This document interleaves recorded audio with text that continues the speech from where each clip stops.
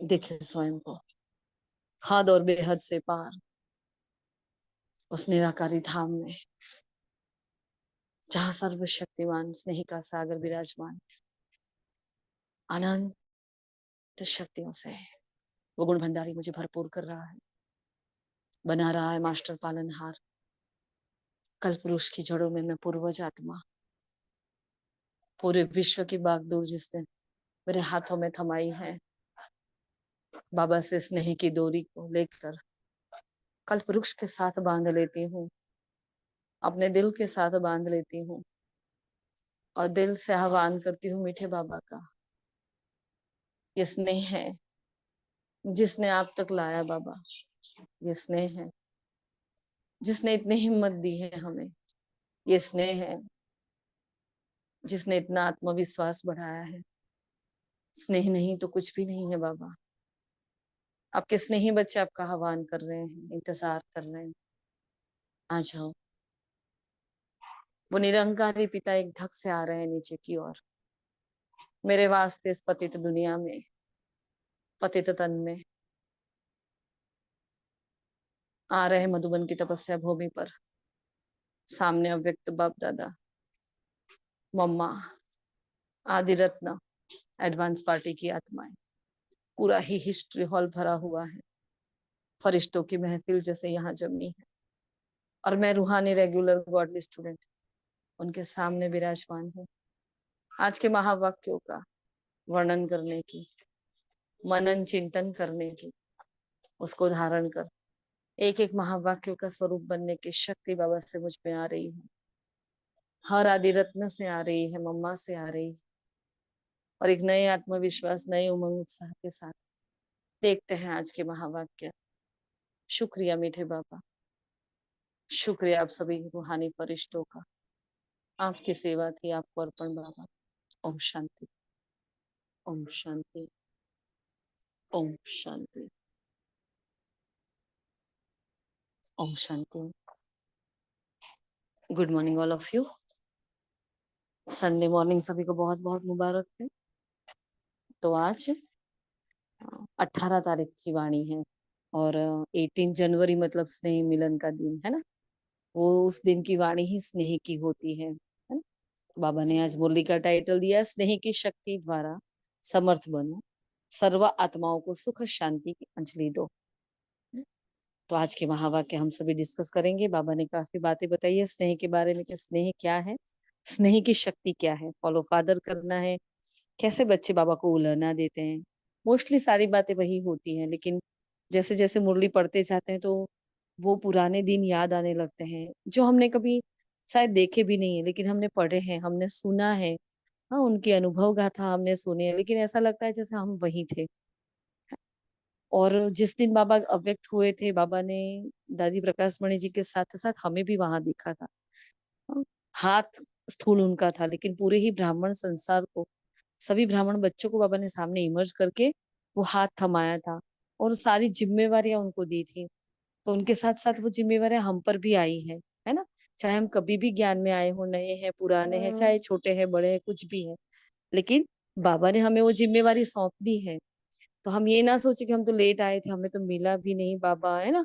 लेकिन बाबा नहीं मिला, लेकिन बाबा नहीं मिलकर हमें बहुत कुछ दे गया है। बोला है ना आज की बाबा बैकबोन है हमारा, है ना। तो देखते हैं आज के महावाक्य बाबा क्या क्या कह रहे हैं। फिर पार्टियों से मुलाकात, मधुबन निवासियों से मुलाकात, ये सब भी है। तो आप सभी मेन मेन पुरुषार्थ के पॉइंट्स बताएं, फिर आगे चलते हैं। ओके जी, ओम शांति। ओम शांति। बाप आज समर्थ स्वरूप और स्मृति स्वरूप बच्चों को मिलने के लिए आए हैं। बच्चों में स्नेह की लहर है। स्नेह हर बच्चे के इस जीवन का वरदान है। परमात्मा स्नेह ने ही आप सबको नई जीवन दी है। स्नेह की शक्ति ने ही बाप का बनाया है। स्नेह में सजा जाते हो तो कोई भी परिस्थिति सहज अनुभव करते हो।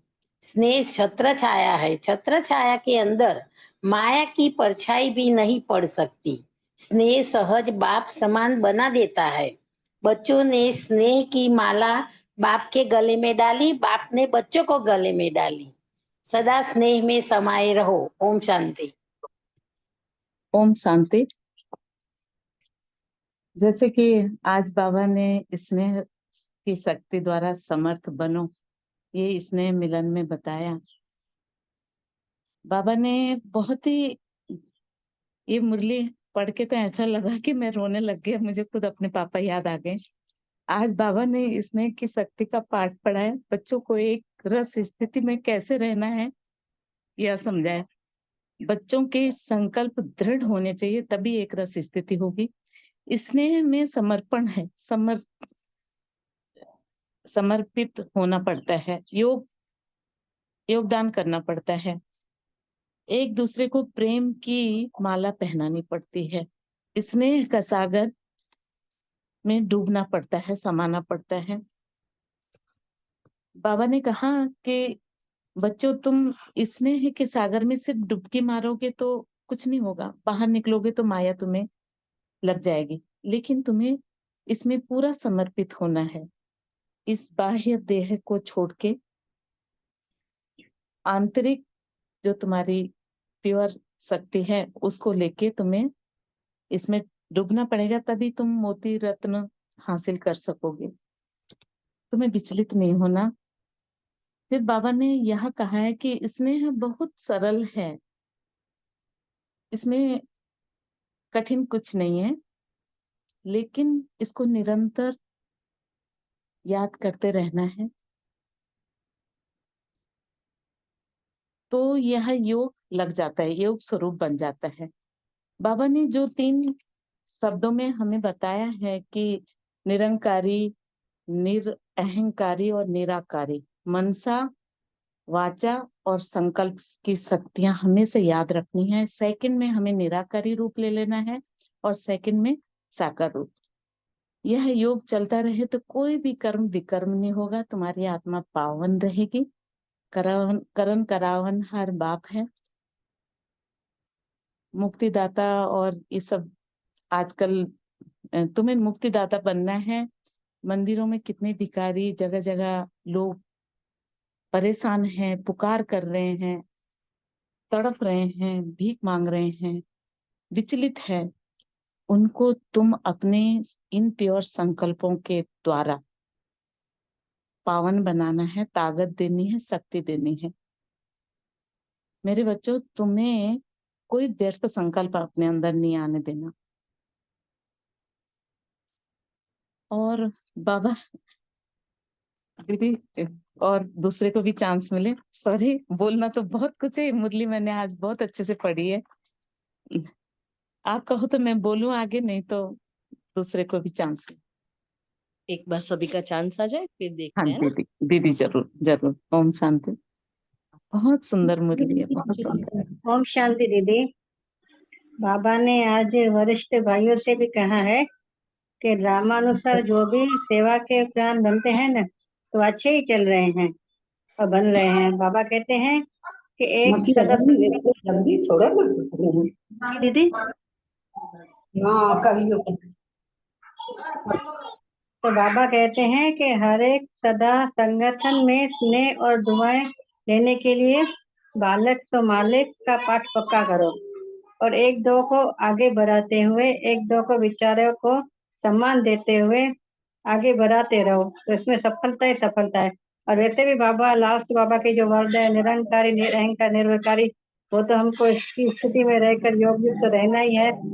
इसलिए बाबा कहते हैं कि स्नेह की छत्र छाया के अंदर कोई भी माया की परछाई पड़ नहीं सकती। ओम शांति दीदी।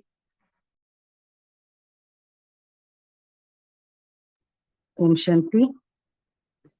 भगवान का जब तक आप निमित्त बने हुए हैं, बच्चे समर्थ नहीं बन जाते, तब तक विश्व की आत्माओं को समर्थी कैसे मिले। बाबा कह रहे तुम सब पुकार रहे हो ना कि हे मुक्तिदाता के बच्चे, मास्टर मुक्तिदाता हमें मुक्ति दो। भगवान ने कहा कि विश्व की आत्माओं को मुक्तिदाता बनने से तुम स्वयं की छोटी छोटी बातों से स्वतः मुक्त हो जाएंगे। बाबा ने उस लोगों ने कहा है, सदा संतुष्ट रह, स्वर को संतुष्ट करने वाले ही संतुष्ट मरे। ओम शांति।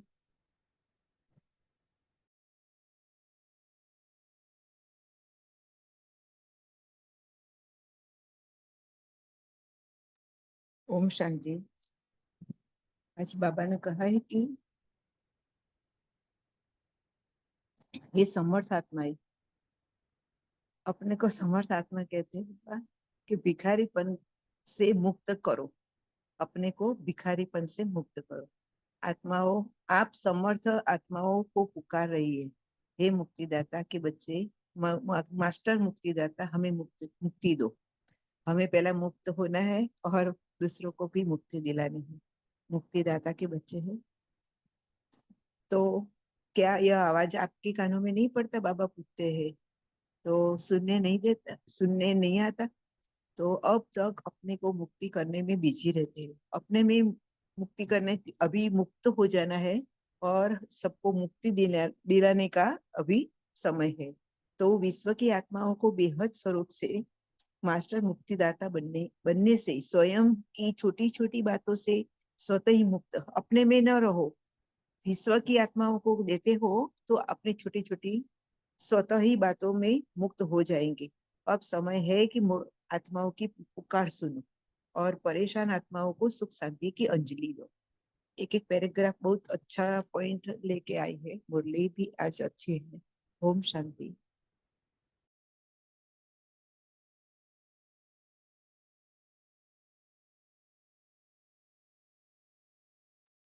बाकी सभी बताएं फटाफट। भाविका बहन बाबा ने शीतल। कहा अभी अपने टीचर्स द्वारा सभी को फ्यूचर का साक्षात्कार कराओ। सुना क्या करना है, ये बाबा ने हमें होमवर्क दिया है। अंत में तो बाबा ने कहा कि सेवा का चांस लेना अर्थात पुण्य जमा करना, तो दुआएं जमा करना। बाबा ने कहा सभी सेवाधारियों ने अपना पुण्य का खाता जमा किया है, जैसे कि आगे भी मुरली में बाबा ने दुआओं का खाता और बचत का खाता के बारे में कहा था ना। आज बाबा ने पुण्य का खाता किया है, बारे में बताया। यह दुआएं व पुण्य एक्स्ट्रा लिफ्ट का काम करती है। तो बाबा ने इसमें भी देखो ये सहज पुरुषार्थ बता दिया है कि दुआएं हैं, ये सहज पुरुषार्थ है। सारे दिन में कोई कितना भी नाराज नहीं हो, दुआएं मिले, यह है फर्स्ट क्लास पुरुषार्थ। तो सहज भी है और फर्स्ट भी है। बाबा ने कहा ठीक है ना, जैसे शरीर कैसे भी हो लेकिन आत्मा तो शक्तिशाली है ना। तो जो आप सभी बच्चों ने 14 वर्ष की तपस्या की ना, ये बाबा बता रहे थे, तो वह तपस्या का बल सेवा करा रहा है। तो अभी आपके बहुत साथी बन गए, तो अच्छे अच्छे सेवा के साथी हैं, तो बस आपको देखकर खुश होते हैं, ये बहुत है जी। ओम शांति। ओम शांति। आज बाबा ने कहा है जैसे बाप करावनहार है, ऐसे मैं भी आत्मा करावनहार हूँ। करणहार बाबा है, फिर कर्म बाबा ने और कहा है कर्म बंधन में फंसना नहीं है, न्यारे होके कर्म करना। अगर फंसेंगे तो समस्या आएगी। फिर बाबा ने कहा टीचर द्वारा फ्यूचर का साक्षात्कार कराना है, निस्वार्थ स्नेह देना है। वो स्नेह कैसा है तो हमारे संस्कारों को परिवर्तन करा सकता है। ओम शांति। शांति। और बाबा ने कहा कि बाबा के प्यार का रिटर्न है कि हम सभी बच्चे बाप के समान बन के दिखाएं जी।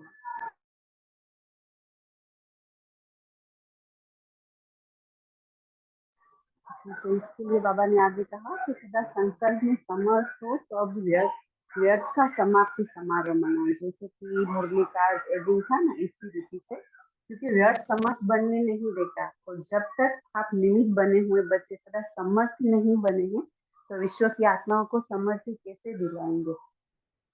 देखो पहले हम जब समर्थ बनेंगे तो ईश्वर की आत्माओं को बना सकेंगे, क्योंकि हम आधार मूर्त हैं, उद्धार मूर्त हैं, पूर्वज हैं। बाबा ने कहा सर्व आत्माएं शक्तियों से बिल्कुल खाली हो गई है, शक्तियों की भिखारी बन चुकी है। जैसे भिखारी आत्माओं को हे समर्थ आत्माएं, जो देखो बाबा हमें कह रहे हैं हे समर्थ आत्माएं, इस भिखारीपन से मुक्त करो। तो आत्मा आप समर्थ आत्माओं को पुकार रही है, हे मुक्तिदाता के बच्चे, मास्टर मुक्तिदाता हमें मुक्ति दो। तो क्या ये आवाज आपके कानों में सुनाई नहीं पड़ता? बाबा पूछते हैं।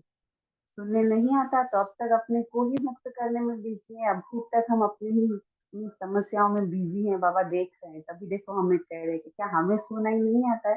तो ईश्वर की आत्माओं को बेहद स्वरूप में मास्टर मुक्तिदाता, तो देखो आज हमें मुक्तिदाता बन करके, मेरे पॉइंट ऑफ व्यू से नुमाश्याम योग में ग्लोब पर बैठ करके जो भी आत्मा मुक्ति के लिए पुकार रही थी, उनको आज मुक्ति का दान देना है। तो हमारी छोटी छोटी जो भी मुश्किलें हैं उनसे हम स्वतः ही मुक्त हो जाएंगे। तो देखो आज 2-3 संडे से बाबा मुरली में मनसा सेवा के लिए हमें कह रहे हैं जी। ओम शांति।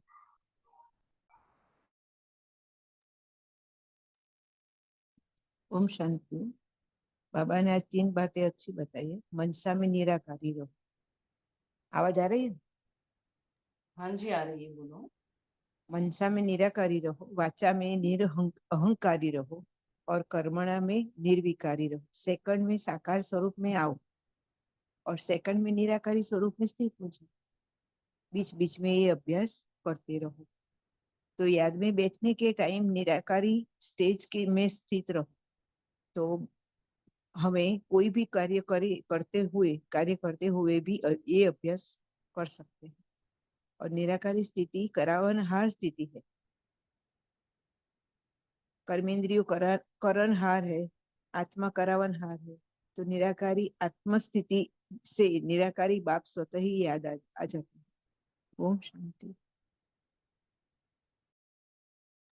ओम शांति। तो बाबा ने ये बहुत सुंदर अभ्यास बताया है, ये ड्रिल है। अभी जो रक्षा बहन ने बताई वो निराकारी और साकारी से निराकारी और मैं आत्मा।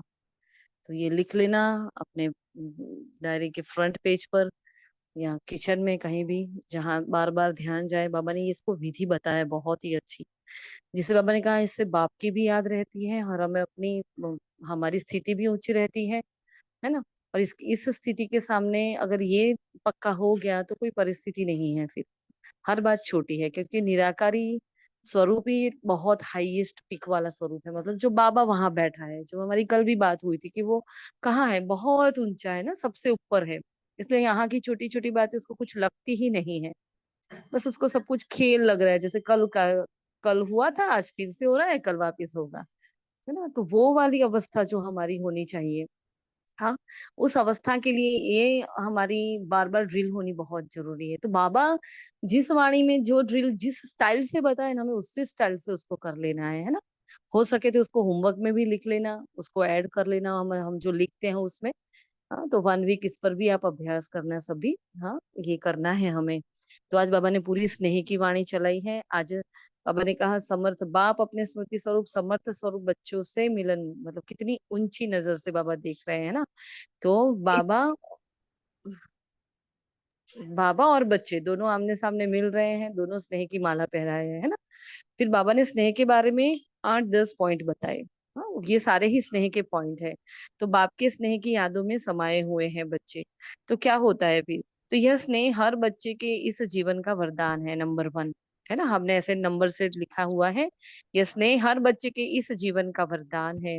फिर सेकंड, परमात्मा स्नेह ने ही आप सबको नई जीवन दी है। किसी का माइक ऑन है, देख लेना जरा। परमात्मा स्नेह ने ही आप सबको नई जीवन दी है। स्नेह की शक्ति ने ही बाप का बनाया है।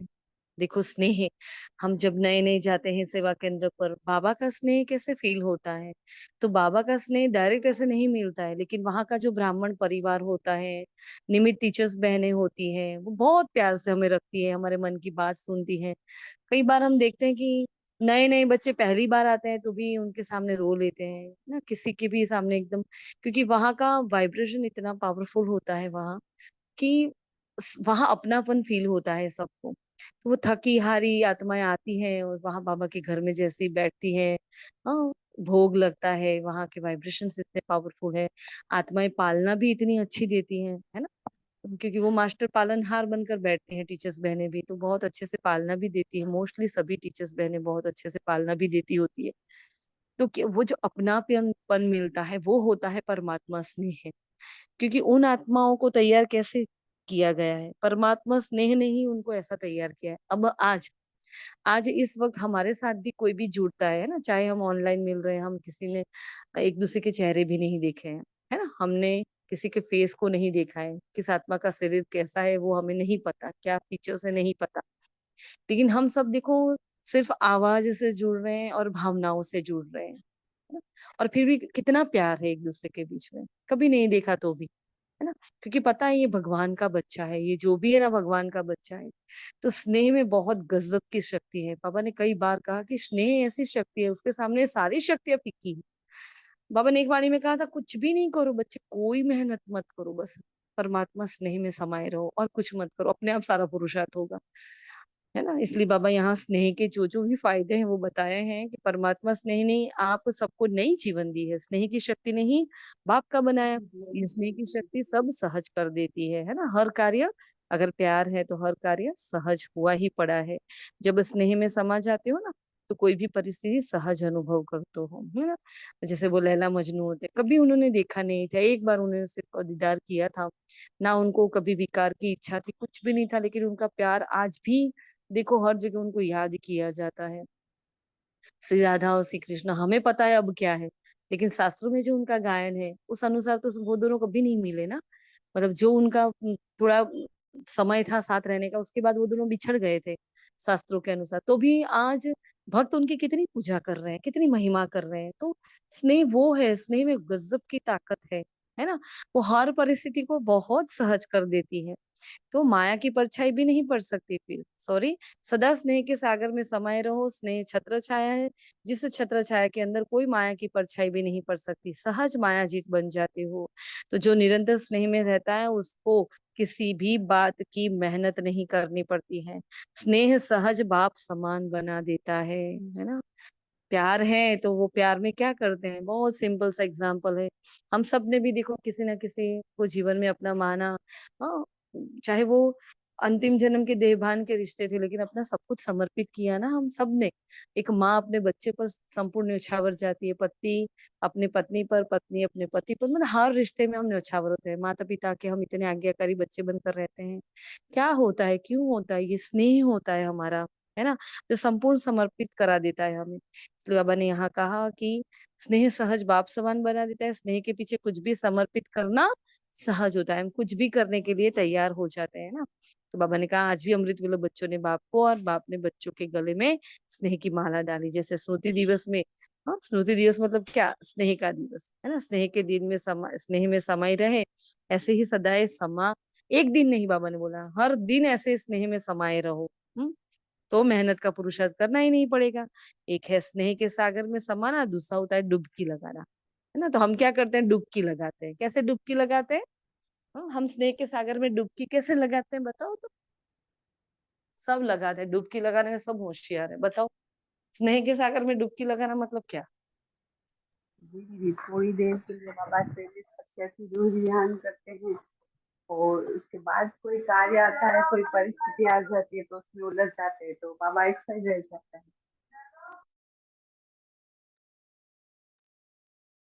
स्नेह में रहते में स्नेह, जिससे स्नेह होता है उसके बाद हर एक मानते हैं।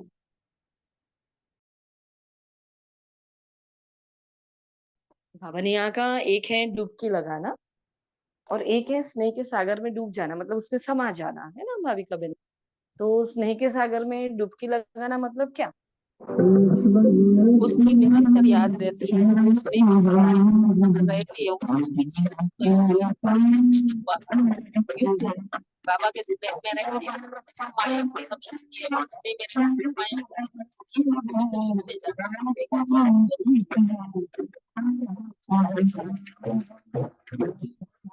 में बहुत ज्यादा डिस्टरबेंस थी, कुछ समझ भी नहीं आया, कोई बात नहीं, और कोई बताए। हाँ, और स्नेह में डुबकी लगाना यानी कि पूरा पूरा डूब जाना और सागर में समा जाना।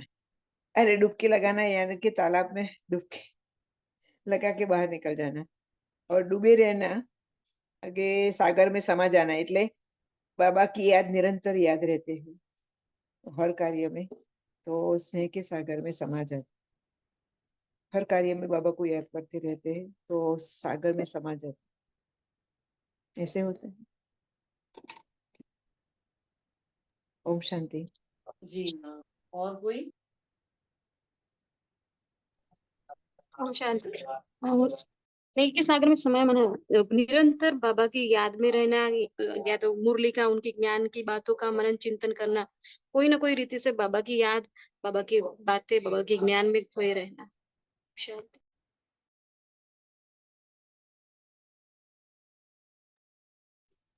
रहना तो होता है निरंतर, है ना, लेकिन हम कहाँ रहे निरंतर। कोई रह सकता है निरंतर? पूरा दिन हम लगे रहते हैं, पुरुषार्थ करते हैं याद का, वैसे याद का पुरुषार्थ होना नहीं चाहिए। वो प्रेमी प्रेमिका कभी याद का पुरुषार्थ करते हैं, उनकी याद होती है निरंतर, हमारी तो नहीं होती, लेकिन फिर भी हाँ होनी चाहिए। और किसी ना किसी माध्यम से हम जुड़े रहे, चाहे परिवार के माध्यम से, चाहे महावाक्य के माध्यम से, है ना, चाहे योग के माध्यम से, हम किसी ना किसी, चारों ही सब्जेक्ट हैं। और ये चारों ही सब्जेक्ट हमें इसलिए दिए गए कि हम इन चारों सब्जेक्ट के माध्यम से बाबा से जुड़े रहे, है ना। और इसीलिए आप देखना कि बाबा हमें पेपर्स देता है, परिस्थितियां देता है। जैसी कोई परिस्थिति आती है, हम सीधे बाबा के पास जाते हैं, बाबा ये हो गया, बाबा वो हो गया, है ना। और बाबा से रूह रियान करने लगते हैं, फिर बाबा से योग भी बहुत अच्छा लगता है, आंखों में आंसू भी आ जाते हैं। पता चलता रहे ये तो रिश्ते ही ऐसे हैं, इससे अच्छा भगवान बराबर कहता है कि सिर्फ मुझे याद करो, ये रियलाइजेशन हो जाता है। तो बहुत सारे ये जो पेपर्स है ना, वो भी हमें उस और आगे ले जाते हैं। तो डुबकी लगाना मतलब हमें जाते हैं, भूल जाते हैं, या परिस्थिति आती है तभी हम बाबा को याद करते हैं, फिर जैसे थे वैसे हो जाते हैं, है ना।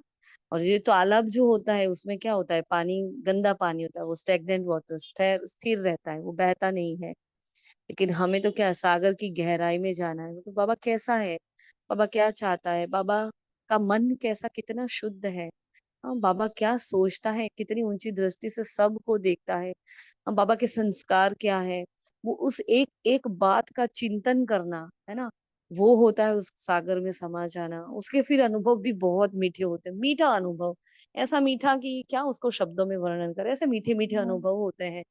हाँ, तो वो होता है सागर में समा जाना, है ना। तो हमें डुबकी नहीं लगानी है, सागर में समा जाना है। इसलिए बाबा ने कहा ना, अनुभव की अथॉरिटी बनो। इसके पहले वाली वाणी में भी अनुभव के बारे में बताया था, हाँ, कि अनुभव ही बहुत बड़ी खान होती है, क्योंकि अनुभव से ही आत्माएं टिक जाती है। मैं आपको कितना भी बोलूं, हम किसी को भी जाके बोले बाबा आ गया, भगवान ने ये किया वो किया, बहुत हम उसको इम्प्रेस भी कर ले सपोज, लेकिन जब तक उस आत्मा को अनुभूति नहीं होगी, वो बाबा का बच्चा बनेगा नहीं, अगर बन गया तो वो टिकेगा नहीं। तो अनुभव वो खतरनाक शक्ति है, सबसे श्रेष्ठ अनुभव की शक्ति होती है, जिससे आत्माएं टिक जाती है ना। और कुछ भी सहन करने को तैयार हो जाती है। क्यों आदि रत्न मरने मिटने को तैयार हो गए, कितना मार खाया, क्या क्या नहीं किया, किसी ने तो देह भी त्याग कर दिया। मतलब इतना बाबा के लिए उन लोगों ने किया है, इतना किया है ना। हम तो जरा जरा सा सहन करके भी थक जाते हैं, लेकिन देखो उन लोगों ने बहुत बहुत सहन किया है, घर बार छोड़ दिया, इतनी निंदा ग्लानि मार भी खाई, तालों में बंद किया जाता था उनको, क्या क्या नहीं किया गया उनके साथ, लेकिन एक अनुभूति थी, जो अनुभूति ने उनको बाबा के साथ जोड़ कर रखा था, है ना। तब तक तो मोबाइल वगैरह भी नहीं थे, ना फोन कॉल्स होते थे, कुछ भी नहीं होता था। तो सोचो वो क्या प्रेम की पराकाष्ठा होगी, है ना। हम तो क्या कर रहे हैं, अरे गाना चल गया, गाने में भी बुद्धि भटकती होती है, म्यूजिक बज रहा है उसमें भी बुद्धि भटक रही होती है। एक परिस्थिति आ गई, इसमें इतने व्यर्थ संकल्पों का दरिया हमसे बहने लगता है, मतलब, है ना। इसलिए आदि रत्न होते हैं, है ना। लेकिन फिर भी हम लास्ट सो फास्ट वाली आत्मा है, जो बाबा ने आज भी याद किया ना। बाबा ने कहा, जैसे एग्जाम्पल दिया, गंगा सागर में कैसे समा जाती है, तो ब्रह्मा बाप ने सदा बाप का स्नेह दिल में ऐसे ही समाया। तो बाप के प्यार का सबूत समान बनने, हाँ, जो समान बनने का है वो कर दिखाओ, बाबा ने कहा सबूत दो कि हम बाबा से प्यार करते, तो समान बन के दिखाओ। सदा संकल्प में समर्थ हो, अब व्यर्थ का समाप्ति समारोह मनाओ, क्योंकि व्यर्थ समर्थ बनने ही नहीं देगा, है ना। और हमारे चार्ट का पॉइंट ही क्या है, व्यर्थ और साधारणता से नेगेटिव से मुक्त होने के लिए चार्ट है हमारा, है ना। क्योंकि ये पूरा ही साल हमें बाबा ने व्यर्थ से मुक्त होने के लिए कहा है। फिर हमने जो 6 महीने का होमवर्क लिया था, पता है ना। हाँ, क्या पता है कौन सा था वो होमवर्क, 6 मंथ का जो होमवर्क था, अभी 3 महीने पे आ गया, बोलो कौन सा था वो होमवर्क। मनसा सेवा, नहीं, पता नहीं हो दीदी इससे पहले। क्रोध मुक्त और बाप समान संपूर्ण जीवन जीवन हाँ, मुक्त संपूर्ण जीवन मुक्त अवस्था बाबा ने बोला था, है ना। संपूर्ण जीवन मुक्त अवस्था और क्रोध मुक्त अवस्था बाबा ने बोला था, 6 महीने के बाद बाबा चेक करेगा। तो ये होमवर्क हम सब साथ में लेकर चल रहे हैं, जैसे जैसे बाबा मुरली में डायरेक्शन देते जा रहे हैं, हम सभी निमित्त आत्माएं उस अनुसार पुरुषार्थ देखो कर रही है, जिसका जैसा भी हो, लेकिन सब पुरुषार्थ कर रहे हैं, तो उसकी आज्ञा का पालन कर रहे हैं, इसका भी बहुत बल भरता है ना। तो बाबा ने फिर आगे कहा, सबूत दो समाप्ति का, व्यर्थ का समाप्ति समारोह मनाओ, जब तक आप निमित्त बने हुए बच्चे सदा समर्थ नहीं बने, तो विश्व की आत्माओं को समर्थी कैसे दिलाएंगे। तो सर्व आत्माएं शक्तियों से बिल्कुल खाली हैं, भिखारी बन गई हैं। तो हे समर्थ आत्माओं, ऐसी भिखारी आत्माओं को भिखारीपन से मुक्त करो। पुकार है उनकी कि हे मुक्तिदाता के बच्चे, मास्टर मुक्तिदाता हमें मुक्ति दो। तो हमारे घर के आगे नहीं पुकारेंगे, लेकिन हमारे आसपास जो भी आत्माएं हैं, कोई क्रोध कर रहा है, कोई कुछ बोल रहा है, कोई इंसल्ट कर रहा है, बार बार अपमान कर रहा है, ये सारी आत्माएं क्या है? हाँ, चिल्ला रही है, चिल्ला रही है, हमारे हमसे कुछ मांग रही है। उनको प्रेम की भाषा तो आती नहीं है, तो मांग रही है कि मुझे ये दो। हाँ, तो जहाँ पॉसिबल है हमें दे देना है। मतलब हम कभी धन की नहीं सेवा करते हैं, लेकिन हम उनको शुभ भावनाएं दे, कि शुभ भावनाएं बहुत बड़ा काम करती है। तो बाबा ने कहा, विश्व की हे मुक्तिदाता के बच्चे, मास्टर मुक्तिदाता हमें मुक्ति दो। तो विश्व की आत्माओं को बेहद स्वरूप से मास्टर मुक्तिदाता बनने से स्वयं की छोटी छोटी बातों से स्वतः ही मुक्त हो जाएंगे। कितना राम बाण इलाज, कितना परफेक्ट बाबा हर मुरली में ये बात बताता है। कभी वो शुभ भावना का नाम लेता है, तो कभी वो दुआओं का नाम लेता है, कभी जमा का खाता खाता जमा करने का वो नाम लेता है, लेकिन बात एक ही करता है कि आप औरों का करोगे तो खुद का खुद ना खुद हो जाएगा। हमें इसके लिए पुरुषार्थ नहीं करना पड़ेगा। इसलिए हमने बाबा ने क्या कहा, बच्चे अब हदों को छोड़ो, हद के आकर्षणों को छोड़ो, बस अभी बेहद में चले जाओ, है ना। फिर बाबा ने फॉलो फादर करने के लिए कहा है कि परेशान आत्माओं को सुख शांति की अंजलि दो। यही है फॉलो फादर करना। तो ब्रह्मा बाप ने भी स्मृति और समर्थी स्वरूप से याद किया। फिर उलना देते हैं बाबा के बच्चे कि आप इतना जल्दी क्यों चले गए, बच्चों से ही छुट्टी लेकर क्यों नहीं गए, है ना।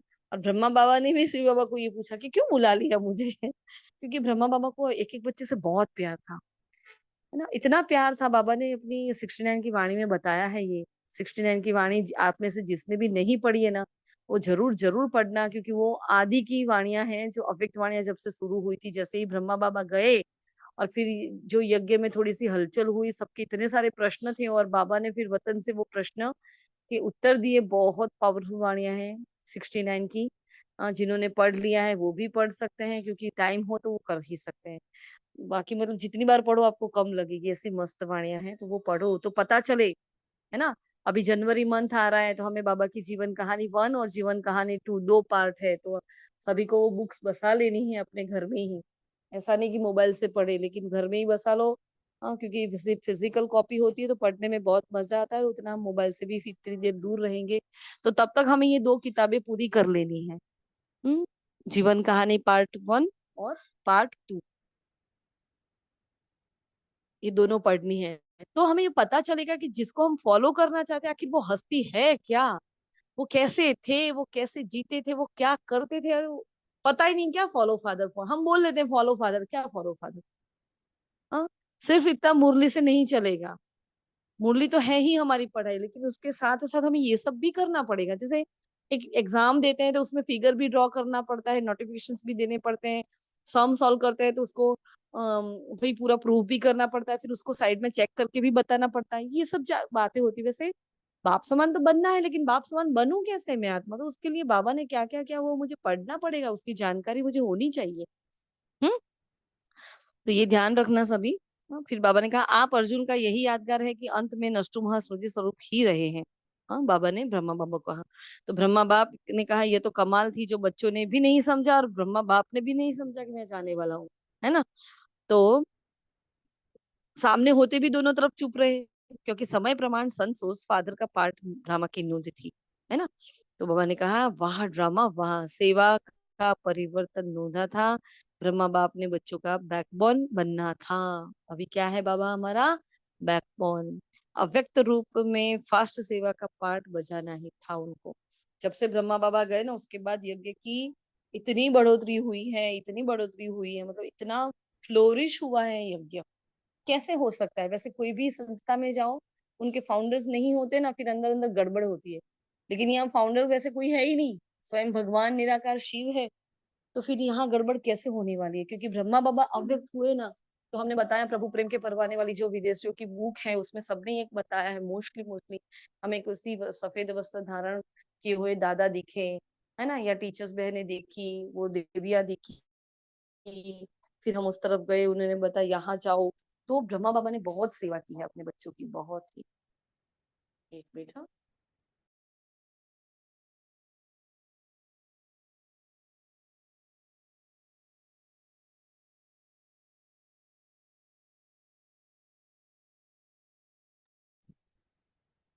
तो हमें वो सब जानना चाहिए बाबा ने कैसे किया, तो भी हम उसको फॉलो फादर कर पाएंगे। हाँ, फिर बाबा ने कहा सामने होते भी, सॉरी वो तो हो गया अभी।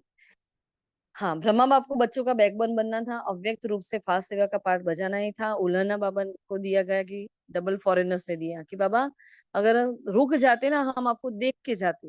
तो हंसी हंसी में बाबा ने भी कहा ये ड्रामा से बात करो, ड्रामा माँ से बात करो, मुझसे क्या कह रहे हो। ये लास्ट सो फास्ट का एग्जाम्पल बनना ही था। अगर नहीं जाते तो ये लास्ट सो फास्ट वाला हमें जो टाइटल मिला है कैसे जाते। और जैसे समय उस वक्त तो यही लहर चल रही थी, बस अब विनाश हुआ कि हुआ, बाबा गए ना तब तो लास्ट सो फास्ट वाली लहर चलनी थी। तो बाबा ने कहा वो कैसे चलती अगर रह जाते तो बाबा, है ना। फिर लास्ट सो फास्ट का एग्जाम्पल बनना ही था, इसलिए अभी इसका प्रत्यक्ष सबूत दिखाओ। हाँ, तो हम वो आत्माएं जो लास्ट सो फास्ट और फास्ट सो फर्स्ट वाली आत्माएं हैं, ये हमारे लिए है, ये दादियों के लिए नहीं, क्योंकि वो तो आदि रत्न है। हम्म? तो आज की तरह हर दिन समर्थ दिवस हो, किसी भी प्रकार की किसी को कोई हलचल ना हो। फिर बाबा ने ये शिक्षा दी, ब्रह्मा बाप ने निराकारी निर्विकारी निरंकारी, है ना। तो इस शिक्षा का स्वरूप बनो। बाबा ने कहा मनसा में निराकारी, वाचा में निरंकारी और कर्मणा में निर्विकारी। फिर ड्रिल करवाई, जो अभी बताया, सेकंड में साकार स्वरूप में आओ और सेकंड में निराकारी स्थिति में स्थित हो जाओ। चलो 1 सेकंड हमें यही अभ्यास करते हैं। कोई भी कर्म में हो आप, देखो अपने आप को साकार तन में मस्तक के भव्य भाल पर। सेकंड में वो चमकता हुआ सितारा देखें।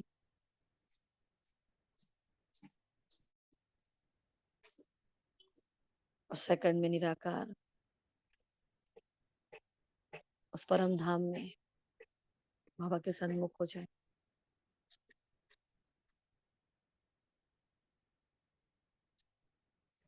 वापस आ जाए साकारी तन में, करण करावन हार बनकर इस तन की। ओम शांति। तो बाबा ने कहा ये अभ्यास सारे दिन में बार बार करो, बीच बीच में भी समय निकालकर देहभान से न्यारे निराकारी आत्मा स्वरूप में स्थित होने का अभ्यास करो। बार बार परम धाम में चले जाओ। मैं निराकार आत्मा इस साकार तन से निकली और परम धाम में चली गई, बाबा कुछ हुआ वापिस आ गई, इतना भी करो, है ना। तो कार्य करते भी अभ्यास है कि मैं निराकार आत्मा, देखो बहुत परफेक्ट महावाक्य बताए, इस साकार कर्मेंद्रिय के आधार से कर्म करा रही हूँ। निराकारी स्थिति करावनहार स्थिति है, कर्मेंद्रिय करणहार है, आत्मा करावनहार है। तो निराकारी आत्मा स्थित है, स्थिति में निराकारी बाप स्वतः ही याद आता है। जैसे बाप करावनहार है, ऐसे मैं आत्मा भी करावनहार हूँ। तो कर्म के बंधन में बंधेंगे नहीं, न्यारे रहेंगे, क्योंकि कर्म के बंधन में फंसने से ही समस्या आती है। फिर बाबा ने चेकिंग भी बताया कि करावनहार आत्मा बन कर्म करा रही हूँ, अभी मुक्ति दिलाने की मशीनरी तीव्र करो, है ना। तो यहाँ तक हम महावाक्य लेते हैं, आगे क्योंकि टाइम हो चुका है हमारा। यहाँ चेकिंग का जो लाइन पॉइंट है, अभी मुक्ति दिलाने की मशीनरी को तीव्र करो। और वरदान त्रिकालदर्शी आसन का दिया है, दृढ़ता की शक्ति द्वारा सफलता प्राप्त करने वाले त्रिकालदर्शी आसनधारी भवन। और स्लोगन है सदा संतुष्ट, सर्वों को संतुष्ट करने वाले ही संतुष्ट मानी। ये आधा पोर्शन हम कल ले लेंगे अच्छे से बहुत, क्योंकि समय हो गया है ना। ठीक है, शुक्रिया मीठे बाबा का, शुक्रिया आप सभी फरिश्तों का। ओम शांति, ओम शांति, ओम शांति।